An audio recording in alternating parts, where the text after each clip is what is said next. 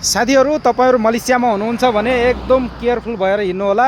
म अलि पछाडी थिएँ, हिँड्दै हिँड्दै मेरो साथीको यहाँनिर पर्सो लुटिदिएको छ।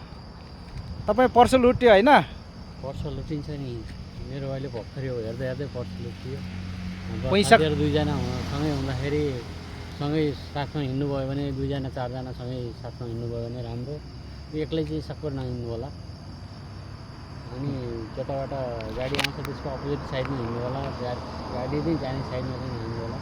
अगाडि कहाँनिर रोक्छ र लुट्छ भन्ने पत्तै हुँदैन। त्यसैले अपोजिट साइडमा हिँड्नु होला। अपोजिट साइडमा हिँड्नुभयो भने सम्भावना लुटिने सम्भावना चाहिँ अलिक कम्ती हुन्छ।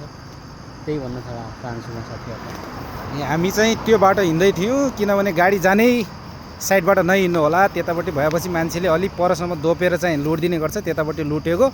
अहिले हामी चाहिँ क्रस गरेर योपट्टि आछौँ, यतापट्टि चाहिँ यो साइडबाट हिँड्ने गर्नु होला। एकदमै गाह्रो छ, किनभने यस्तो रोडमा हिँड्दाखेरि एकदमै केयरफुल भएर हिँड्नु होला। अहिले मेरो साथीको 300 सहित पर्सो लुटिसकेको छ। अनि त्यो भएर तपाईहरु एकदमै केयरफुल भएर हिँड्नु होला रोडमा हिँड्दाखेरि भन्न चाहे।